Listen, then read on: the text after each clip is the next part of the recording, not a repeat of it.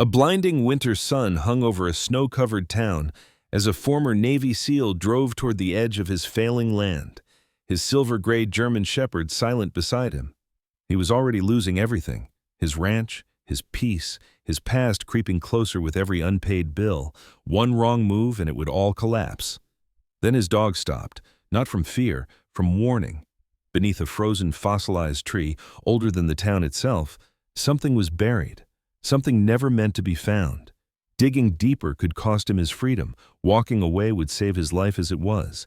He chose neither safety nor silence. He chose the truth. What he didn't know was this: the secret his dog uncovered had been hidden for 60 years, and the people who buried it were still watching. Before we begin, tell us where you're watching from. And if stories of loyalty, courage, and second chances move you, please subscribe for more. The winter sun over Spokane, Washington looked almost polite from a distance, bright, clean, and white as a new sheet, but up close it behaved like a blade.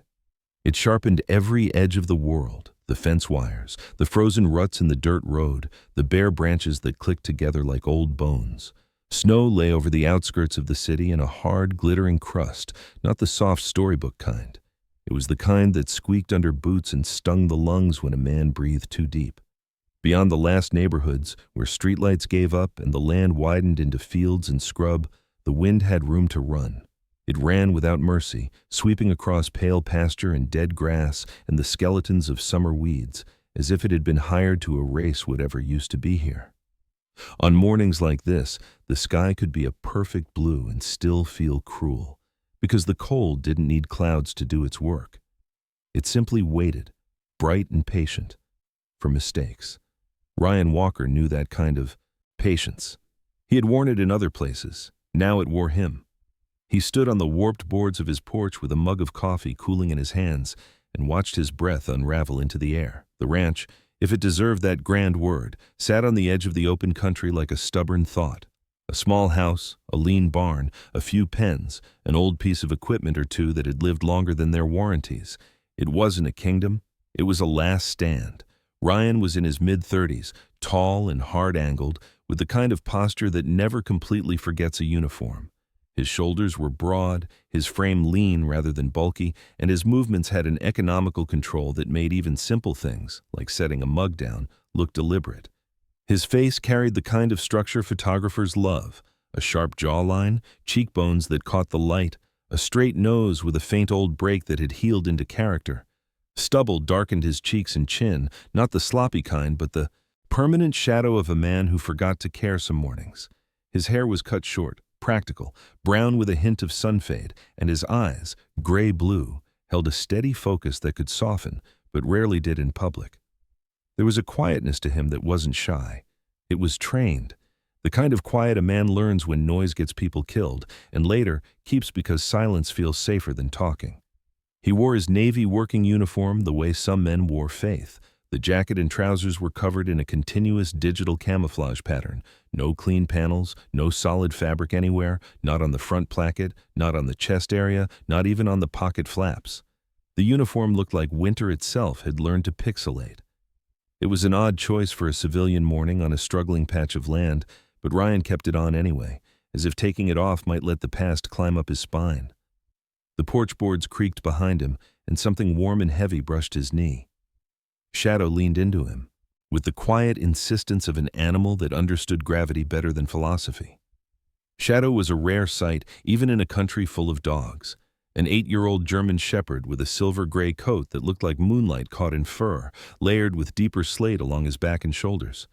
In the bright snow, his coloring made him seem almost mythic, like a winter wolf that had wandered into a human story by accident. He was large without being clumsy, his chest deep, his legs strong, his paws wide enough to carry him over crusted drifts without breaking through. His ears stood alert, triangular flags that twitched at distant sounds: crows, wind, a truck far off. His eyes were pale amber and unnervingly intelligent, and when he looked at Ryan, he didn't look like a pet. He looked like a partner who had memorized the map of Ryan's breathing. Shadow was not just loyal, he was trained. He had learned to recognize the invisible storms that gathered behind Ryan's eyes. The moment Ryan's jaw tightened, the way his hands sometimes clenched without permission. In those moments, Shadow would press in, Apply steady weight, force Ryan back into his body, back into the present. A dog like that didn't merely keep a man company. He kept him anchored. Ryan's phone buzzed inside the jacket pocket, a sharp insect noise against fabric. He didn't flinch, but Shadow's head tilted, listening. Ryan pulled the phone out and stared at the screen like it was a wound. Another message from the bank, another polite reminder dressed in corporate language. He didn't open it. He didn't need to. Foreclosure didn't come in new poetry. It always rhymed. Ryan slid the phone back and stared across his land, past the pens, past a strip of trees bent by wind. Farther out, at the edge where his property met a patch of untouched ground, stood the thing that had turned into local legend, the fossilized tree. It wasn't a tree in the living sense. Nothing green clung to it. It rose from the snow like a petrified pillar, thicker than any trunk had a right to be. Its surface ridged and twisted as if the tree had been caught mid-scream and then turned to stone. It wasn't fully stone, not exactly. It was ancient wood transformed by time, the grain preserved in hardened mineral, a miracle that had outlived the forest it came from. It looked like the spine of something old that had refused to lie down. The land around it was wrong. Even under snow you could see it, a ring of earth that never seemed to hold life, a circle where the grass came in thin and brittle in summer, where nothing sprouted gladly. In winter, the snow there seemed duller, dirtier, as if the ground underneath exhaled a different cold. Ryan had heard talk about it at a hardware store in town, half jokes, half superstition. A clerk had mentioned it while ringing up fence staples, laughing the way people laugh when they want to pretend they're not afraid of their own stories. That fossil tree out past your line?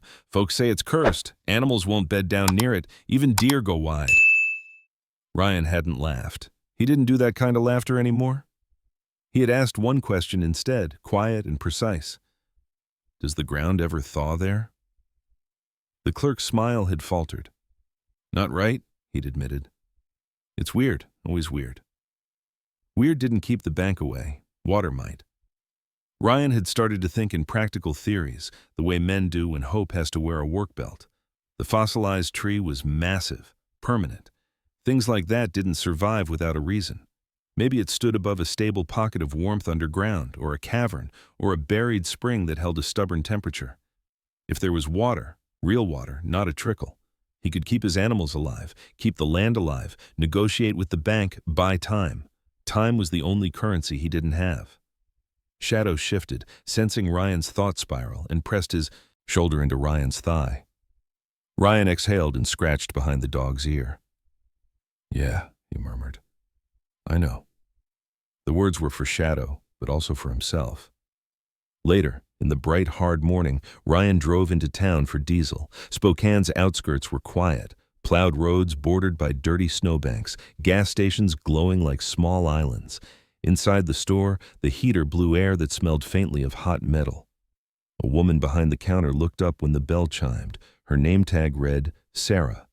She was in her early 30s, average height, with a slender build that looked tougher than it seemed, wiry, like someone who carried boxes without complaining. Her skin was light but weathered from winter and work, cheeks pink from cold, and her hair was a warm chestnut color, pulled into a messy bun that let loose strands fall around her face. She had green eyes that stayed alert, the eyes of someone who had learned to read people fast, and there was a tired kindness in the way. She spoke as if she'd spent years being everyone's calm voice at the edge of their bad days. When she saw Ryan's uniform, her gaze flicked across the continuous camouflage pattern, and then to Shadow, who stood close at Ryan's leg with perfect manners. Morning, she said, voice careful, not assuming anything. That your service dog? Ryan nodded once. Yeah. Sarah's expression softened the way winter light softens on a lake, still cold, but gentler. He's beautiful, she said. Shadow's ears twitched, but he didn't move. Sarah leaned slightly forward, not reaching without permission. I've seen you out by the county line, she added, quiet. You're the one with the fossil tree. Ryan's eyes narrowed a fraction, not hostile, just alert. News travels. Sarah gave a small, humorless smile. In a place like this? Faster than snow melt. She rang up the diesel and slid the receipt across, then, lowering her voice like she didn't want to. The world to overhear, she said. People talk about that tree. They also talk about what's under it. Ryan's hand paused on the counter. What's under it? Sarah hesitated, as if deciding how much truth a stranger deserved.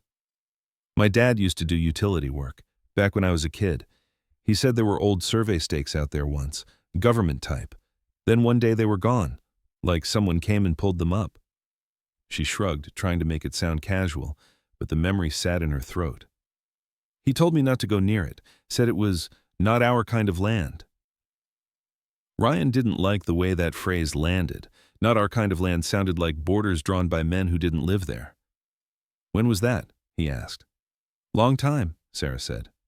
Before I moved back, but it stuck with him. He got jumpy whenever anyone mentioned it.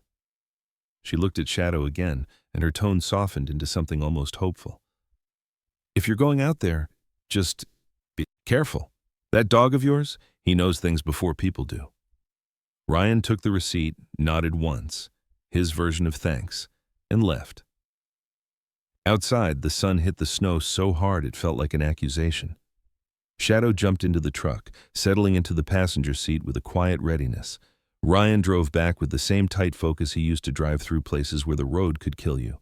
Back on the property, he didn't waste daylight. He walked the line of the field, boots crunching, breath white. He studied the fossilized tree from different angles like it was an enemy position. Shadow followed, sometimes ranging wider, nose working, then returning to Ryan's side as if reporting.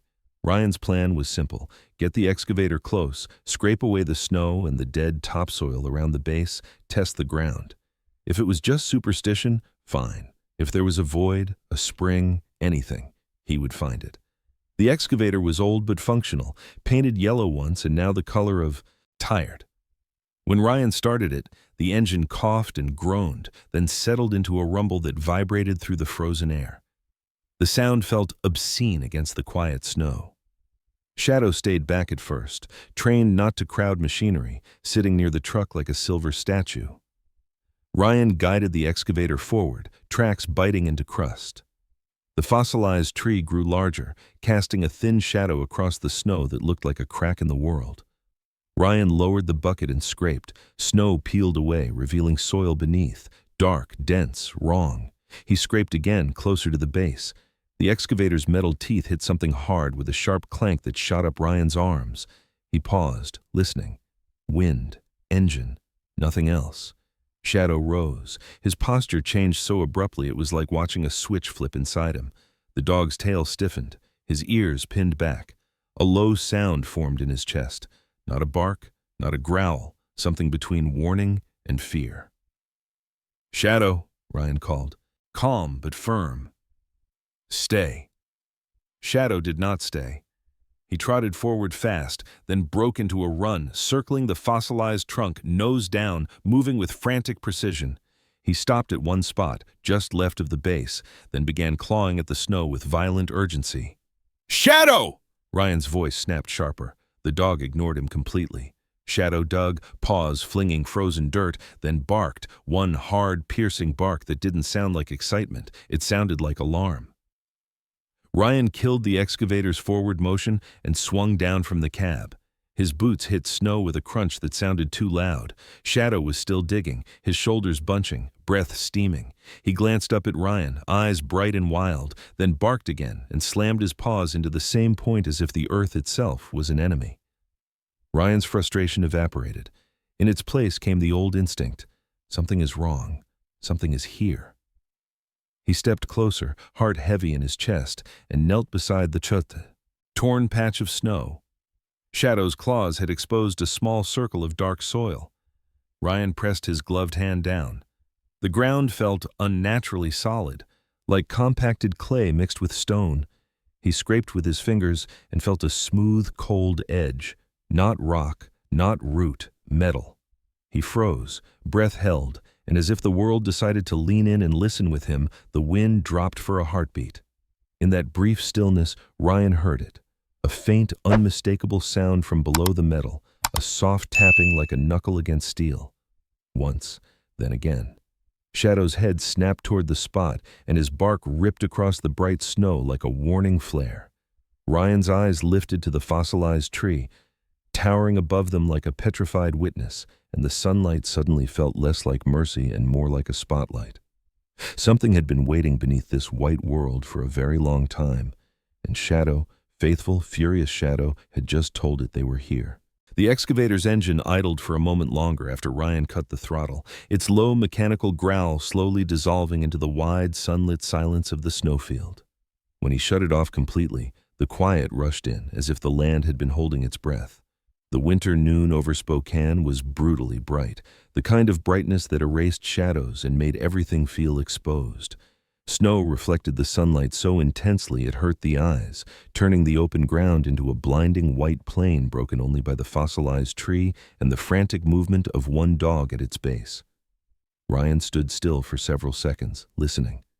No wind gusted now, no birds called, only the sharp rhythmic scrape of Shadow's claws tearing into frozen earth, and beneath that, faint but unmistakable, the dull tapping sound that had no business coming from underground.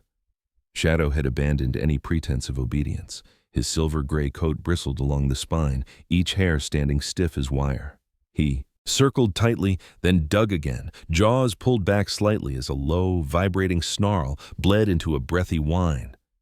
It wasn't fear. Ryan knew the difference. Fear scattered an animal's focus. This did the opposite. Shadow was guarding something, or guarding Ryan from it.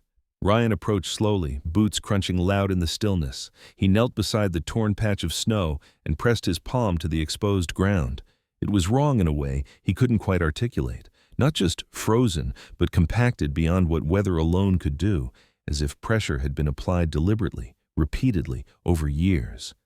He grabbed the steel shovel from the excavator's side mount, the handle cold enough to sting through his gloves, and began to dig by hand. Snow gave way easily enough, but beneath it the soil resisted. Each thrust of the shovel rang up his arms, the earth packed hard with fossilized clay that chipped rather than crumbled. He worked methodically, clearing a widening circle, careful not to strike directly where Shadow had focused. The dog paced the perimeter, body tense, amber eyes never leaving the growing pit. Occasionally he stopped to sniff the air, ears pivoting as if tracking something Ryan couldn't hear. The tapping sound did not repeat, but the memory of it clung to Ryan's thoughts like static. As he dug, his mind slipped into that narrow, controlled place he used to enter before breaching a door or clearing a room. Assess, expose, do not rush. 10 minutes passed, then 15. Sweat gathered at his temples despite the cold freezing almost immediately when he paused to breathe. The shovel's blade scraped against something smooth. The sound was different from stone, higher, hollower. Ryan froze mid-motion. He brushed away loose dirt with his glove, then with bare fingers despite the cold. A flat surface emerged, dark and matte beneath a crust of rust and frozen mud. Metal. Shadow stopped pacing and planted himself beside the pit, shoulders squared, head low. His tail was rigid, pointing straight out like an arrow. Ryan cleared more earth, widening the exposed area until the outline became clear. A square plate, at least 4 feet across, set flush into the ground. It wasn't haphazardly buried. It was installed. At the center was a recessed ring handle, thick steel, its curve clogged with decades of dirt and ice. Ryan sat back on his heels, breath slow and controlled. His first instinct was not curiosity but caution. Plates like this didn't belong under trees. They belonged in places men didn't want other men wandering into. He reached out and knocked once, lightly, on the metal with his knuckles. The sound came back dull and heavy, swallowed almost immediately by the earth. Shadow reacted instantly, snapping his head toward the plate and releasing a sharp, warning bark that echoed across the field. "Easy," Ryan murmured, more to himself than to the dog. He scanned the surrounding land. Nothing moved. No vehicles on the distant road. No figures against the snow line. Still, the sense of being watched crept up his spine, irrational but persistent. He returned to the plate and began scraping away the frozen grime along its edge with the shovel tip. The mud was thick, almost oily beneath the ice, clinging stubbornly as if it had fused with the metal. As he worked, fragments of faded paint began to show through the rust, pale blue, unnatural against the brown and gray. Ryan's chest tightened. He scraped more carefully now, using his fingers to peel away layers of hardened dirt. A shape emerged, partial at first, then unmistakable. Wings. A star. Military. Shadow let out a low, continuous growl that never broke into a bark, the sound resonating deep in his chest like an engine idling. Ryan swallowed and continued clearing the surface, his movements precise despite the numbness creeping into his hands. Letters appeared beneath the emblem, stamped cleanly into the steel, their edges still sharp despite it. The years. He read them slowly, aloud, his voice sounding thin in the open air. Project Nightfall. Below it, a date, 1968, and beneath that, smaller but no less clear. Unauthorized entry prohibited. The words seemed to absorb the light rather than reflect it. For a long moment, Ryan did nothing. The cold, the snow, the fossilized tree, all of it faded to the edges of his awareness. 1968, long before his birth, long before this land had been parceled and sold and taxed. He thought of Sarah at the gas station, of her hesitant voice when she mentioned survey stakes that had vanished. He thought of how Shadow had reacted, not startled, not curious, but urgent, protective, as if the ground itself had shifted into the category of threat. Ryan stood and took a step back from the pit. His instincts, sharpened by years of training and dulled by years of trying to live quietly afterward, collided in his chest. Part of him wanted to walk away, cover the hole, pretend this was nothing more than an artifact from a forgotten Cold War project. Another part, louder and more dangerous, recognized the shape of a secret that didn't stay buried by accident. He glanced at Shadow. The dog met his gaze, eyes steady, breath slow but heavy. Shadow did not move closer to the plate. He positioned himself between Ryan and the exposed steel, as if drawing a line. Ryan exhaled through his nose, a humorless half-smile flickering and dying at the corner of his mouth. "Yeah," he said quietly. "I see it too." He looked again at the words stamped into the metal, at the date that anchored it to a year of protests, wars, and experiments nobody liked to remember clearly. The sun beat down relentlessly, turning the snow into a mirror, but Ryan felt a chill that had nothing to do with temperature. Whatever Project Nightfall had been, it wasn't finished with this place. And now, whether he liked it or not, it knew someone had found the door. Morning arrived without mercy. The sun climbed fast and high, and the snow answered it like a field of broken glass, reflecting light so fiercely it felt as if the land itself had been dragged into an interrogation room. Every ridge, every drift, every frozen clod was exposed. There was nowhere for secrets to hide anymore, except the one Ryan Walker had uncovered the day before. He stood at the edge of the pit with the tools laid out beside him in careful order.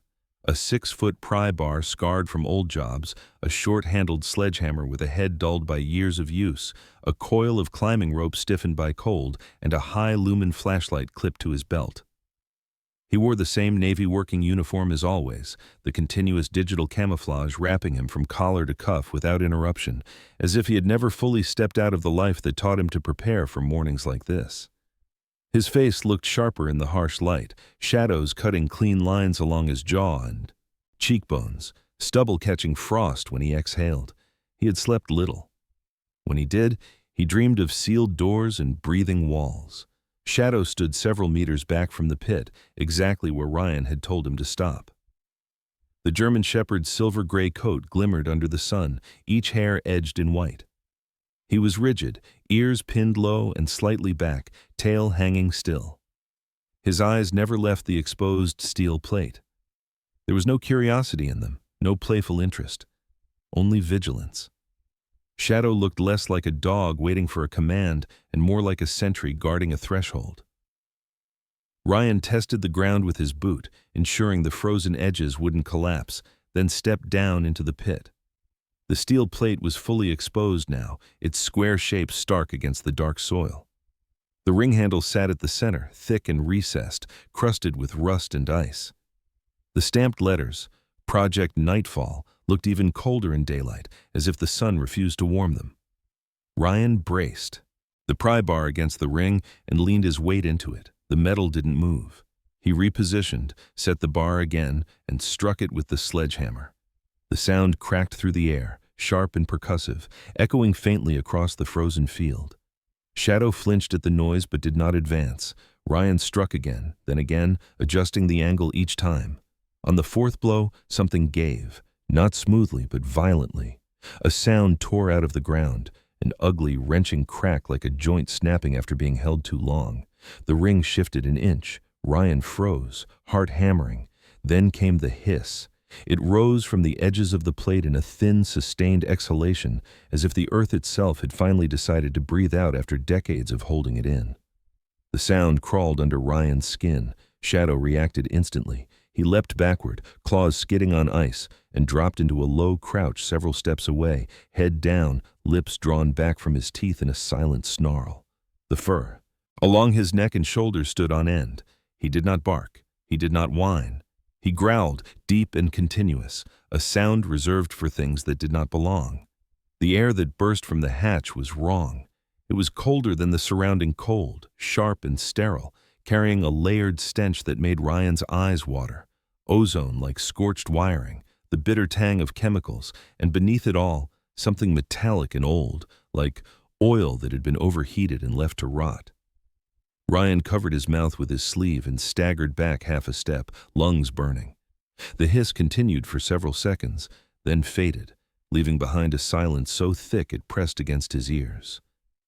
"Easy," he said hoarsely, though he wasn't sure whether he was speaking to Shadow or to himself. The ground beneath the plate seemed to settle, as if some internal pressure had equalized. Ryan waited, counting his breaths, letting the smell thin out. When he judged the moment tolerable, he hooked the pry bar saw into the ring again and pulled. The hatch lifted with a grinding shriek that scraped straight through his nerves. Rust flaked off in brittle curls. With a final heave, the plate swung open just enough to reveal darkness beneath. Not shadow. Darkness. A blackness that swallowed light rather than reflecting it. Cold air spilled up in a steady draft. Ryan clipped the rope to a solid anchor point on the excavator's frame and tied the other end around his waist with practiced efficiency. He tested the knot twice. Shadow crept forward a single step, then stopped, body trembling with restrained tension. "Stay," Ryan said firmly. Shadow didn't sit, but he obeyed, remaining where he was, eyes locked on Ryan's back. Ryan swung the flashlight into his hand and aimed the beam downward. The light carved a narrow cone through the black and found metal rungs bolted into the side of the shaft. A ladder. The walls were steel, riveted panels disappearing into the dark. Ryan swallowed and set passes. One boot onto the first rung. The metal was slick with condensation and cold enough to sting through the soul. As he descended, the world above narrowed to a square of blinding white, the snow-lit morning shrinking until it was no larger than a hatch in the sky. The air grew denser with each step, heavy and damp, clinging to his throat. At 10 feet down, his shoulders brushed the walls. At 15, his boots struck a solid floor with a hollow clang. He stood in a small chamber, perhaps 10 feet by 10, the flashlight beam revealing flaking paint, corroded pipes running along the ceiling, and thick cables drooping like dead vines. The smell was stronger here, invasive. Ryan's chest tightened, not from the air alone. The confined space, the metal walls, the sense of being sealed in, it reached into him and pulled hard. He forced himself to breathe slowly, grounding his weight through his boots. The flashlight swept the room and stopped on a narrow opening cut into the far wall. A tunnel. Its mouth was dark and perfectly round, swallowing the beam after only a few feet. The sight hit him with a physical force. For a split second, the room dissolved. The steel walls became rock, the pipes became roots. He was somewhere else, somewhere older and hotter, the air thick with dust and fear. His pulse roared in his ears. He tasted copper. "No," he whispered, voice shaking. "Not now." Above him, muffled by earth and steel, Shadow barked once, a sharp, urgent sound, and then began to scratch at the hatch, claws scraping metal in a frantic rhythm. The sound cut through Ryan's rising panic like a blade. He pressed his back to the wall and slid down until he was sitting, knees drawn up, forcing his breathing to match the dog's distant cadence. The flashlight beam trembled in his hand and landed on something else in the room, a metal shelf bolted to the wall. On it lay a leather-bound book swollen with mildew, its edges warped and dark. Beside it sat a boxy yellow device with a handle and a glass meter, old, unmistakable. A Geiger counter. Ryan stared at it, then at the tunnel, then back at the ladder. His instincts screamed to leave. His training whispered that you never abandon evidence when you're already compromised. He rose, legs unsteady, and reached for the Geiger counter. As his fingers closed around the handle, a sound emerged from the device. Faint, slow, deliberate. Tick, Tick, tick. Ryan froze, every muscle locking in place. The ticking was steady, patient, like a clock that had been counting something long before he arrived. Shadows scratching intensified above him, metal shrieking under claws. Ryan lifted the flashlight again and aimed it toward the tunnel's mouth, the beam trembling as it disappeared into the dark. The ticking continued, echoing softly in the confined space, and Ryan realized with a cold certainty that whatever lay beyond that tunnel was not finished with being buried. The light above remained brutally white, a square of winter noon glaring down through the open hatch like an unblinking eye, but below it the air thickened into something almost physical. Ryan felt it the moment he shifted his weight from the ladder onto the steel floor of the chamber. The smell deepened, chemical, metallic, faintly electrical, layered with dampness that coated his tongue and throat. His flashlight beam wavered as his grip tightened. The ticking from the Geiger counter continued, slow but insistent, each sound marking time in a place that had not wanted to be remembered. He stood still, shoulders squared, forcing his breathing into the steady rhythm drilled into him long ago. In, out, count. The room around him was small but deliberate. Riveted steel panels lined the walls, their paint blistered and flaking into gray scales. Thick cables ran along the ceiling, sagging under their own age, green-black mildew clinging where condensation had fed it for decades. Rust. Freckles marked the floor where moisture had pooled and evaporated again and again. This was not a bunker built in haste. It was engineered to last. Ryan took 2 careful steps forward, the soles of his boots ringing softly against metal. The tunnel mouth in the far wall waited like a wound that had never healed, perfectly round and too smooth to be natural. His light reached only a few feet inside before the darkness swallowed it whole. The smell intensified there, and with it came the pressure behind his eyes. It was subtle at first, a tightening, a sense of walls drawing closer than they were. Then the memory surged. For a heartbeat, the steel walls dissolved into rock. The air grew hot and gritty. His chest constricted as if a hand had closed around his lungs. He could hear shouting that wasn't there, the sharp cracks of gunfire echoing down corridors of stone. Afghanistan rose up around him with brutal clarity, the cave entrance yawning wide, the knowledge that anything waiting inside could end him in an instant. His pulse spiked, his hands trembled. The flashlight beam jittered wildly, skittering across the walls like a trapped animal. "No," he muttered, the word torn from his throat. "You're here. You're here." But his body didn't believe him. The past had claws, and it sank them in deep. He staggered back a step, shoulder hitting cold steel, the impact jarring him just enough to sharpen the fear rather than dispel it. The ticking grew louder in his perception, each sound landing like a hammer on his nerves. He fumbled for the rope at his waist, fingers clumsy, slick with sweat despite the cold. The tunnel seemed to breathe, a low, imagined pull that threatened to drag him forward whether he wanted it or not. Then came the sound that did not belong to memory. Above him, faint but urgent, metal screamed under pressure. Scratch, scrape, scratch, shadow. The realization cut through the panic with surgical precision. The German, Shepard's claws raked against the hatch, the rhythm fast and desperate, accompanied by sharp, insistent barks that echoed down the shaft in distorted bursts. The sound anchored Ryan where commands and logic had failed. Shadow was not barking at ghosts. He was barking at now. Ryan pressed his forehead against the cold wall and forced air into his lungs, matching his breath to the cadence of the dog's scratching. In, out, count. The roaring in his ears subsided. The cave receded. Steel replaced rock. The chamber returned, ugly and real. "I'm here," he rasped, voice echoing thinly. "I'm coming." He pushed himself upright, legs still unsteady, and turned back toward the shelf his light had caught earlier. The leather-bound book sat there like a relic pulled from a shipwreck. Up close, it was heavier than it looked, the cover stiff and cracked, the spine swollen from moisture. Mold traced pale veins along the edges, and when Ryan touched it, the leather felt tacky, as if it resisted being disturbed. He slid it off the shelf and tucked it under his arm. The yellow device beside it, the Geiger counter, was warm in a way that set his teeth on edge. He lifted it, the needle twitching above 0 as the ticking continued its patient metronome. On the floor beneath the shelf sat a small gray metal box, rectangular, with a clasp dulled by corrosion. It was about the size of an old ammo can, heavier than expected when he lifted it, the weight dense and solid. Something inside shifted with a muted clatter. Shadow's barking intensified above, the sound cracking with strain. Ryan didn't look back toward the tunnel. He refused to give it that power. He secured the box against his ribs, hooked the Geiger counter's strap over his shoulder, and turned for the ladder. Each rung felt colder than the last as he climbed, muscles protesting, lungs burning with the effort of hauling himself and the extra weight upward. The smell thinned as he ascended, replaced by the cleaner bite of winter air. When his head breached the hatch, the brightness hit him like a blow. Snow glare flooded his vision, forcing him to squeeze his eyes shut for a second before he could see. Shadow was right there, front paws braced against the edge, body vibrating with urgency. His silver-gray muzzle was dusted with frost and rust flakes, eyes wild with relief and lingering threat. The moment Ryan cleared the opening, Shadow pressed his head hard into Ryan's chest, nearly knocking the wind out of him.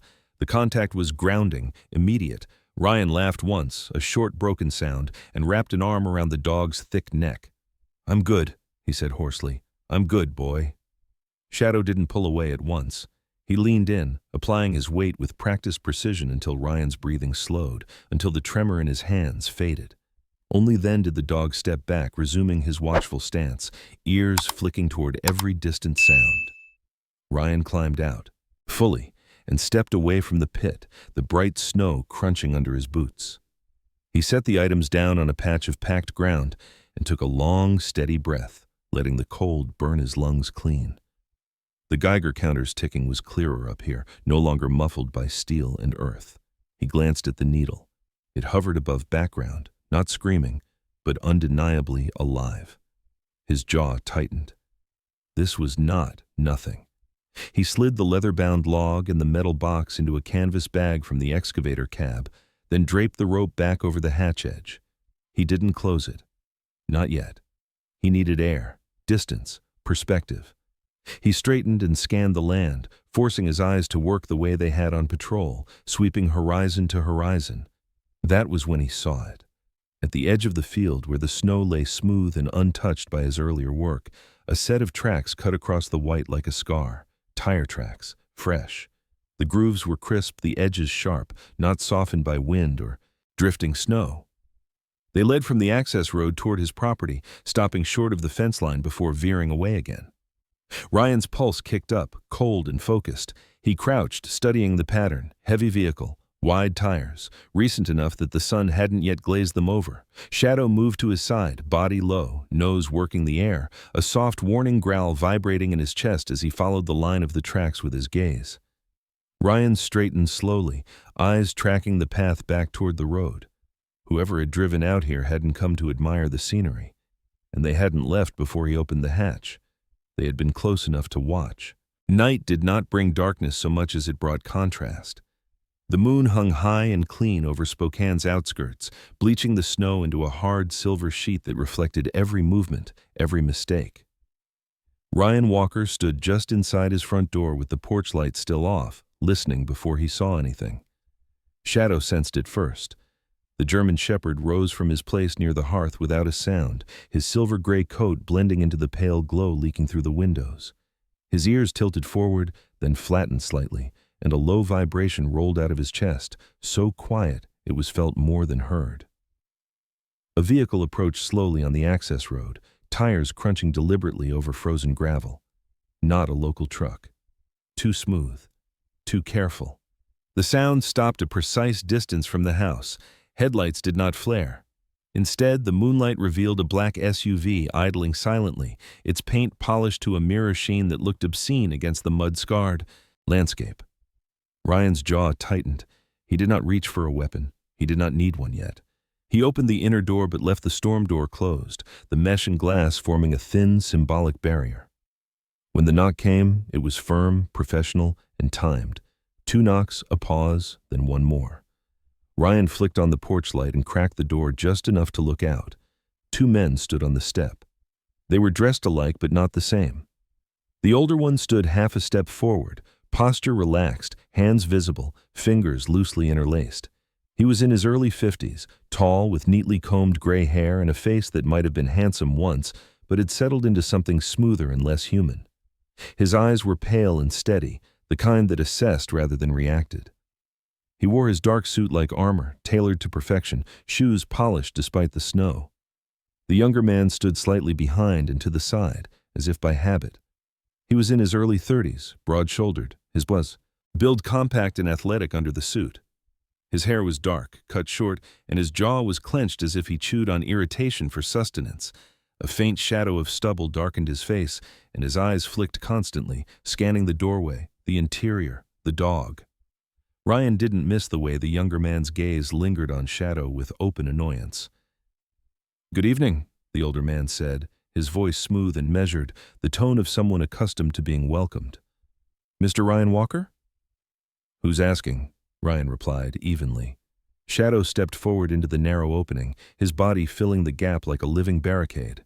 His lips curled back just enough to show white teeth, his growl deepening into a warning that vibrated against Ryan's leg. The younger man stiffened. The older one merely smiled. "I'm Thomas Keller," he said, producing a leather wallet and flipping it open just long enough to flash an ID Ryan could not read from that distance. "This is my associate, Mark Ellis. We're with the Federal Environmental Oversight Division. We received a report of unauthorized excavation on this property." The words were chosen carefully, neutral and boring, meant to sound like paperwork given human form. Ryan's eyes flicked briefly to the SUV behind them, then back to Keller. "It's after 9, he said, "and you're on private land." Keller's smile never faltered. "We understand the inconvenience, but given the nature of the report, we're required to perform a preliminary inspection. It shouldn't take long." Mark Ellis shifted his weight, impatience flickering across his face like a glitch. His eyes cut again to Shadow, who responded by lowering his head and deepening his growl, the sound now unmistakably a promise rather than a threat. Ryan rested one hand lightly on the dog's thick neck, feeling the muscle coiled beneath the fur. "You can come back with a warrant," Ryan said. "In daylight."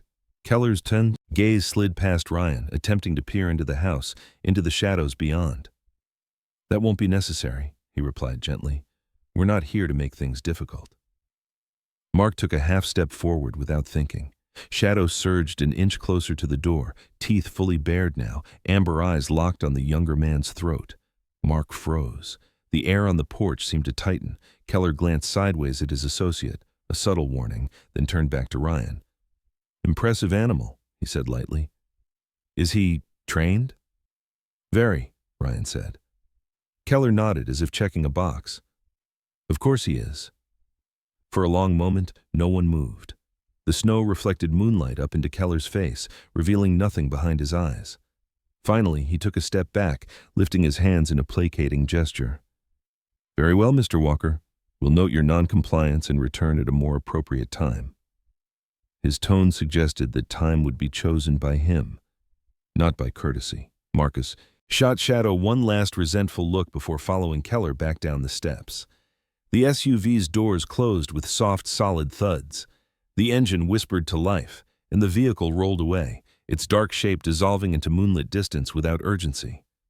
Ryan closed the door and locked it, the deadbolt sliding home with a sound that echoed too loudly in the quiet house. Shadow remained rigid, ears still trained on the night. "Good boy," Ryan murmured, though his eyes were already drifting to the window. He pulled the curtain back just enough to look outside. The SUV was gone. The yard lay empty, pristine under silver snow. Ryan exhaled slowly and reached for his coat. Something tugged at his instincts, the same cold certainty he'd felt when he saw the tire tracks earlier that day. He stepped onto the porch, boots crunching softly, Shadow glued to his side. The moonlight made everything painfully clear. That was when he saw it. Near the bottom step, half pressed into the snow, where a heel had lingered just a moment too long, lay a small black object. Rectangular, matte. Ryan crouched, careful not to touch it yet. Shadow sniffed once and recoiled slightly, ears flattening. Ryan recognized the shape immediately. He had seen them overseas, had felt their silent eyes on his back more times than he cared to remember. A tracker. He used the edge of his glove to flick it into the snow, then stared at the faint impressions leading away from the porch, prints that didn't belong to locals, too precise, too disciplined. Ryan straightened slowly, the weight of the night pressing in on him. The men in the SUV hadn't come to inspect. They had come to confirm. and now they had marked him. Morning came sharp and merciless, the kind of winter dawn that didn't ease into the day but snapped the world awake. Snow outside the kitchen windows reflected the rising sun so intensely it felt like staring into a white flame. Ryan Walker stood at the counter with the overhead lights on full, flooding the room in hard brightness that left nowhere for shadows to hide. The kitchen was small and practical, built for function rather than comfort, with scarred wooden cabinets and a table that bore the marks of years of solitary meals. Shadow lay near Ryan's boots, his silver-gray body curled but not relaxed, ears flicking at every faint sound from outside. Ryan had not slept. He had spent the night pacing, checking locks, replaying the calm voice of Thomas Keller and the impatient stare of Mark Ellis. The tracker lay sealed in a plastic bag on the counter, inert now, but its presence had changed the air in the house. This was no longer a place of quiet retreat. It was a watched-in position. Ryan carried the canvas bag from the night before into the back room that served as a storage space, workshop, and reluctant shrine to a past he rarely touched. Boxes were stacked along the walls, labeled in his father's handwriting, precise, careful block letters that hinted at a man who liked order even when life refused to cooperate. Ryan's father, Michael Walker, had been an engineer by training, a quiet man with a lean frame and thoughtful eyes, the kind of father who spoke softly but expected competence. He had died when Ryan was a child, officially of a sudden illness, leaving behind more questions than memories. Ryan hadn't thought much about those boxes in years. Now, he opened them with the wary focus of a man disarming something that might explode. Inside one crate, beneath old schematics and yellowed notebooks, he found it, a reel-to-reel tape recorder, heavy and boxy, its metal casing dulled by age but intact. The brand name was nearly rubbed away, but the machine had been well cared for. Michael Walker had been meticulous about his tools. Ryan carried it into the kitchen and set it on the table. The reels from the metal box followed, their labels faded, but legible enough to make his throat tighten. Shadow rose and approached, sniffing the unfamiliar object, then sat beside Ryan's knee as if sensing the gravity of the moment. Ryan threaded the first tape with careful fingers, the motion oddly intimate, like dressing a wound. When he flipped the power switch, the machine hummed to life, a low, mechanical sound that filled the kitchen with an unexpected warmth. The reel turned. There was a hiss, static, old and restless. Then a click. A man's voice emerged, clear but distant, as if traveling across decades to reach him. "Test recording," the voice said, calm, measured, and at the very edge of it, a tremor that betrayed the effort of control. "This is Michael Walker. I'm making this private log to supplement the official Talda record in case revisions are made." Ryan's breath caught. He knew the voice only from memory, filtered through childhood, but there was no mistaking it. This was his father, alive, focused, speaking into the future. Shadow lifted his head and looked at Ryan, ears tilting as if he too recognized the change. The tape continued. "Project Nightfall is not what has been presented publicly. It is not a geological survey. It is a controlled seismic test program designed to induce low-yield subterranean tremors." Ryan's hand curled into a fist against the edge of the table. The words landed like blows, each one connecting pieces he hadn't known existed. The voice went on, growing tighter. During Test Series 4, a fault line was breached that should never have been touched. The resulting stress fractures intersected the regional aquifer. The Geiger counter on the counter let out a faint tick, almost polite, as if agreeing. "Radiological contamination is present," his father said, quieter now. "Low level, persistent. It will not kill quickly. It will simply remain." Ryan's pulse thundered in his ears. His father paused, and when he spoke again, the calm had thinned. "I've submitted my findings. I've recommended an immediate halt. They've told me the sensors need recalibration, that the data is inconvenient." There was a soft sound, like a cup being set down too hard. If this entry is being heard, it means the official logs have likely been altered. Ryan stood abruptly, chair scraping across the floor. Heat flooded his chest, sharp and blinding. His hands shook. The injustice of it, of a man trying to stop harm being buried along with the harm itself. ignited something violent and familiar inside him. His vision narrowed. The room felt too small. The ticking from the Geiger counter grew louder, each sound striking his nerves like a hammer. "If something happens to me," the voice said, slower now, heavier. "If my death is sudden or unexplained, it was not natural." The words detonated inside Ryan. Rage surged, raw and uncontrollable, a black wave that threatened to rip through him. He took a step toward the tape machine, an irrational urge rising to smash it, to silence the voice that had just reopened wounds he didn't know how to carry. His breathing grew erratic. His heart raced. He was no longer in his kitchen. He was back in that narrow, lethal place where anger had once been a tool for survival. Then Shadow moved. The dog rose in one smooth motion and pressed his broad head firmly against Ryan's forearm, pushing with steady, deliberate pressure. A low whine escaped his throat, not fearful but insistent, a command rather than a plea. Shadow's amber eyes locked onto Ryan's face, unblinking. "Stay. Breathe." Ryan gasped, the sound harsh and ugly, and froze. The contact grounded him. He felt the warmth of Shadow's body, the solid reality of fur and muscle, the slow rhythm of the dog's breathing. Ryan forced his fingers to unclench. Air rushed back into his lungs in a shaky wave. The roar in his head subsided enough for him to hear the tape again. "I'm afraid," his father admitted quietly.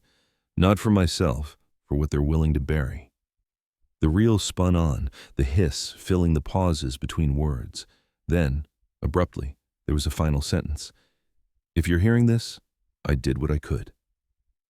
The tape ended with a hollow click. Silence slammed into the room. Ryan sagged against the counter, one hand gripping the edge, the other resting on Shadow's neck. Tears burned at the corners of his eyes, uninvited and unwelcome, but he didn't wipe them away. Shadow leaned harder, anchoring him to the present until the shaking eased. Outside, the morning remained brutally bright. Then Shadow stiffened. His ears snapped upright, fur rising along his spine. A deep growl rolled out of him, vibrating through the floorboards. Ryan followed his gaze to the window. Across the snow-covered yard, perfectly outlined in the unforgiving light, sat the black SUV. It hadn't been there moments ago. It stood motionless near the tree line, its dark shape cutting a stark wound in the white landscape. Ryan's jaw set. The past had spoken, and now it was no longer content to stay buried. The night should have been dark, but winter refused to grant that mercy. Snow reflected the moon and the distant glow of town lights so fiercely that the land looked bleached, every line and shadow sharpened into hard relief. Ryan Walker stood in his kitchen with the blinds half drawn, watching the black SUV idle near the tree line as if it belonged there. It didn't move. It didn't need to. Its presence was the message. Shadow sat at Ryan's side, silver-gray fur luminous against the floor, body taut, ears angled toward the window. The dog's breathing was steady, controlled, working, not resting. Ryan gathered the evidence with hands that no longer shook. He slid the leather-bound log and the reels back into the metal box and tucked the Geiger counter beneath his jacket. He told himself this was just another perimeter check, another night of staying ahead of someone else's plan. He told himself that until the smell hit him. Smoke. Not the distant, harmless kind from a neighbor's fireplace, but hot and acrid and wrong. Shadow rose in the same instant Ryan did, both of them pivoting toward the back of the house. Outside, an orange flicker climbed the edge of the sky, reflected violently in the snow. Ryan reached the back window and swore under his breath. The storage shed, his shed, was burning.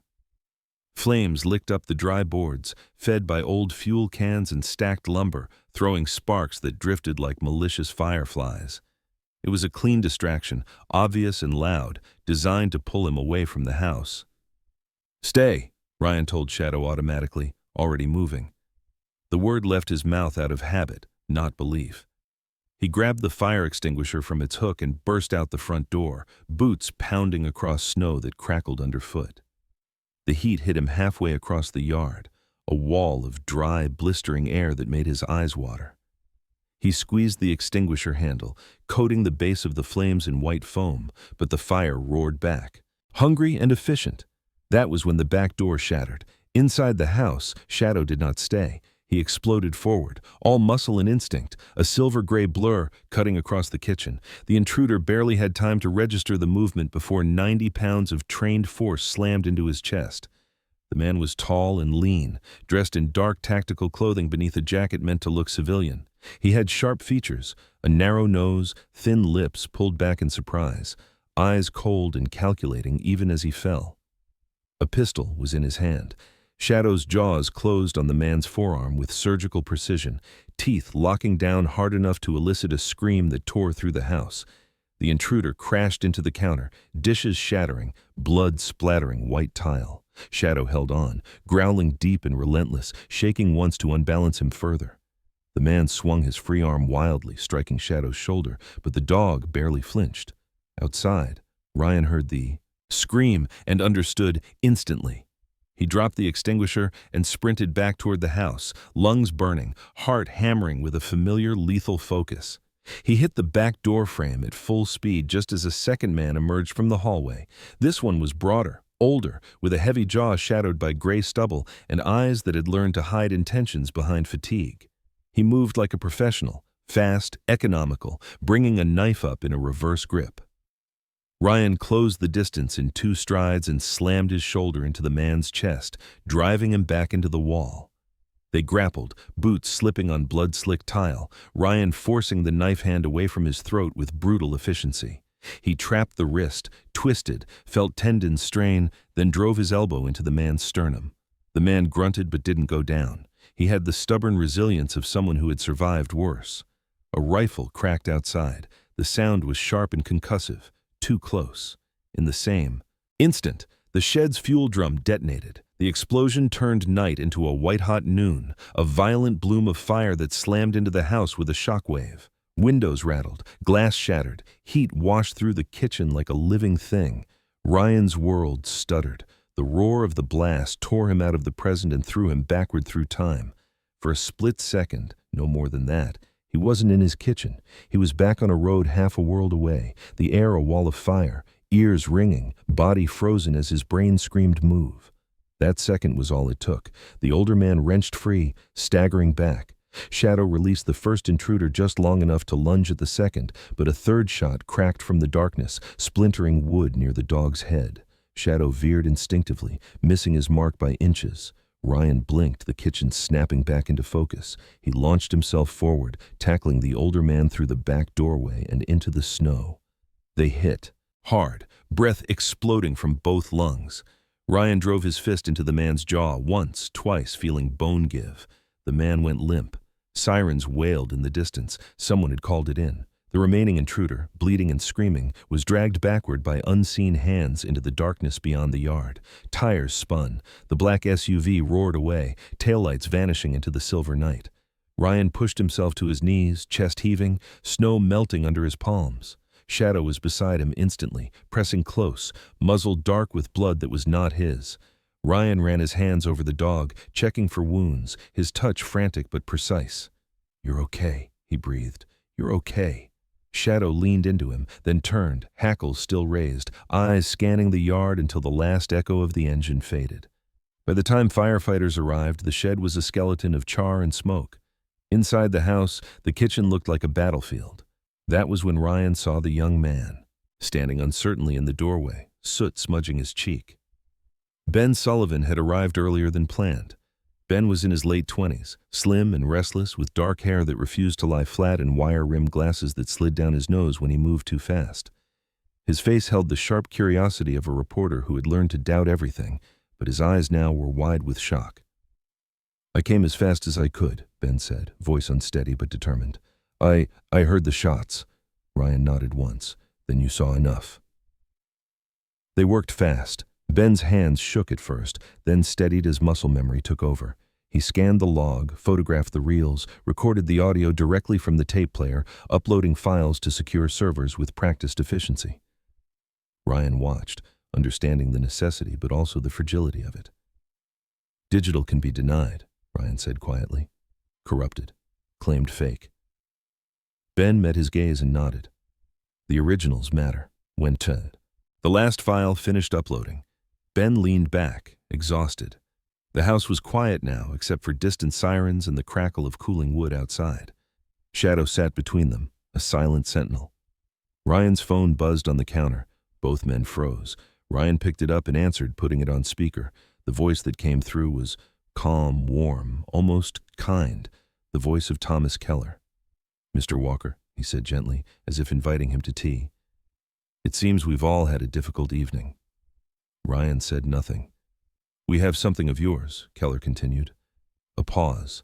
Then another voice, faint but unmistakable, filled the line. A woman's voice, older, indignant even through fear. Ryan's blood turned to ice. "Bring us the originals," Keller said softly, "and she walks away. You have until morning." The line went dead. Ryan stared at the phone, then at Shadow, who growled low and steady. Outside, snow continued to glow under the firelight, indifferent to bargains. Struck in the dark. Noon turned the canyon into a blade of light. Snow lay packed into the folds of rock and scrub, shattered into prisms by the winter sun so that the ground seemed made of broken glass. Every sound carried: boots on gravel, breath in cold air, the distant whisper of wind threading through stone. Ryan Walker parked at the turnout exactly where the coordinates demanded and cut the engine.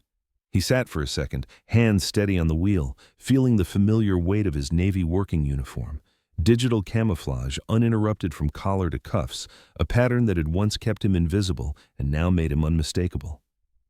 The fabric was worn soft by years of movement, every seam known to him like a scar. Shadow was hidden in the rear footwell beneath a dark blanket, his silver-gray body coiled and still, eyes bright in the dim. The command had been given and understood. No sound, no movement until called. Shadow was 4 years old now, built lean and powerful, his coat a rare blend of pale ash and steel that caught light like frost on iron. He breathed slow, deliberate breaths, anchoring himself to Ryan's calm. Ryan lifted the decoy box, heavy enough to be convincing, and stepped into the glare. Across the canyon floor, the black SUV waited near a cluster of basalt boulders. 2 figures stood beside it, their silhouettes cut sharp by the sun. Between them sat a woman on a flat rock, hands bound but spine straight. Chloe Sullivan looked smaller at a distance, but not fragile. She was in her late 70s, compact and upright, with white hair pinned back from a face lined by decades of reading, listening, and remembering. Her eyes were sharp even now, a clear blue that refused to dim. She wore a thick wool coat that hung a little loose on her slender frame and sturdy boots dusted with snow. Fear sat in her posture like a stone, heavy but not controlling her. She watched Ryan approach with a steady gaze that seemed to say, "I'm still here."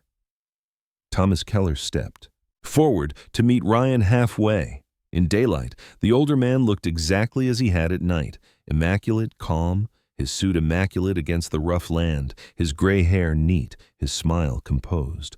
There were no weapons visible, but the confidence of his movements suggested plenty nearby. Reese stood off to one side, his injured arm in a rough sling, jaw clenched, impatience radiating from him like heat. His face was pale, the skin tight over sharp cheekbones, eyes restless and hungry. He kept glancing at the box in Ryan's hands as if it might explode. Ben Sullivan was nowhere to be seen from the canyon floor, and that was the point.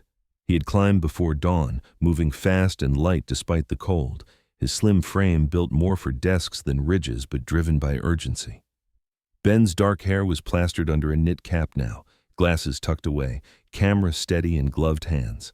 He lay prone behind a limestone outcrop, lens trained on the exchange, phone pressed to his ear with a direct line to state patrol units waiting beyond the bend. His breathing was shallow, controlled, the way he'd learned it needed to be when the story stopped being abstract and started bleeding. Ryan stopped where Keller indicated. He set the decoy box down gently and took 2 steps back, hands open. The sun flashed on the metal latch. Keller's eyes flicked to the box, then to Ryan's face.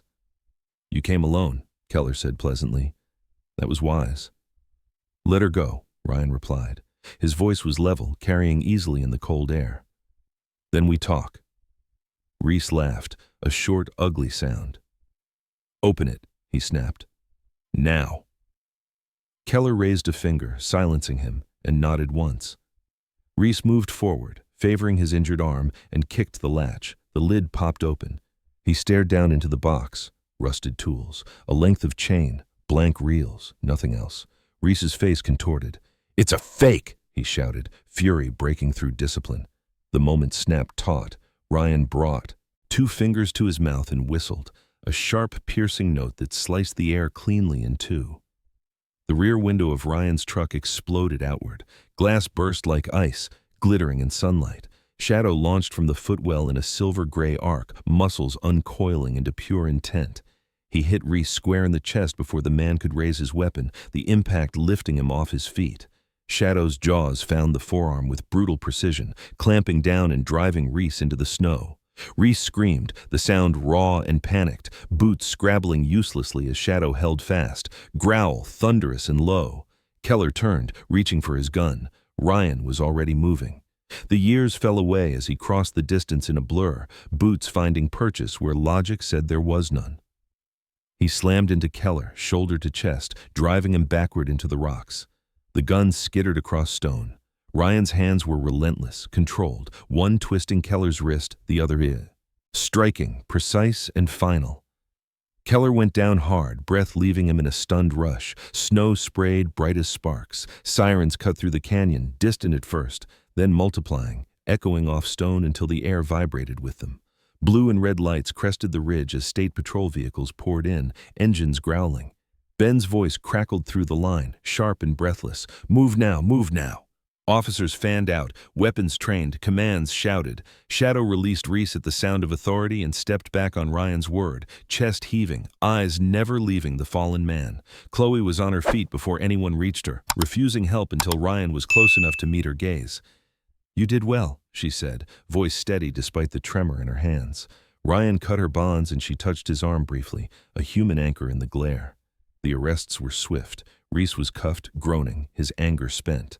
Keller was pulled upright, suit ruined, composure cracked but eyes still calculating. Ben kept filming, his hands shaking now that the danger had passed, lens capturing everything. The dog standing guard, the veteran in digital camo, the hostage safe. Snow kept flashing, relentless and bright, as if the land itself demanded to be seen. The aftermath moved quickly and slowly at once. Footage spread. Audio from the tapes played on screens far from the canyon. The words spoken 60 years earlier met daylight at last. The bank called. Foreclosure proceedings froze, then reversed. Neighbors arrived with casseroles and checks, voices soft, gratitude loud. Volunteers raised beams where the shed had burned. Shadow became a familiar sight at Ryan's side, quiet, watchful, accepting praise with the same calm he brought to danger. Weeks later, the government came with trucks and forms and concrete. They sealed the area around the fossilized tree under a thick slab stamped with warnings. The canyon returned to its winter hush. Ryan stood with the Shadow at the edge of the pour, sunlight splintering off snow, the smell of wet cement sharp in the cold. He rested his hand on Shadow's head and felt the dog lean into it, solid and warm. He smiled. Not wide, not loud. Somewhere beneath the earth, the originals lay hidden where only 2 warriors knew. Not to threaten, to remember. Ryan turned away from the slab, from the past, and walked toward the life being rebuilt behind him, the oath unbroken and alive in the quiet padding of paws beside his boots. There are moments in life when miracles do not arrive as thunder or light from the sky. Sometimes they come quietly, on 4 paws with steady eyes and unwavering loyalty. Ryan thought he was fighting debt, land, and ghosts from the past. But what truly saved him was something far older and deeper, the grace to endure, the courage to choose truth, and a presence placed beside him at the exact moment he could not stand alone. Many would call it coincidence, but those who have walked through darkness know better. God's miracles often look like this: a loyal companion who refuses to let you fall, a truth uncovered when the time is right, a second chance arriving not when you are strong, but when you are honest. In our daily lives, we all face our own hidden battles, bills we cannot see past, fear we don't speak aloud, moments when walking away seems easier than standing firm. If this story reminds you that you are not forgotten, if it reminds you that help can come in unexpected forms, then let it be a quiet reminder that God is still working, even when the world feels silent. Please share this story with someone who may need hope today. Leave a comment telling us where you're watching from and what this story meant to you. And if stories of faith, loyalty, courage, and second chances touch your heart, subscribe to the channel so we can continue walking these journeys together. May God bless you, protect you, and guide you, today, tomorrow, and in every unseen battle ahead.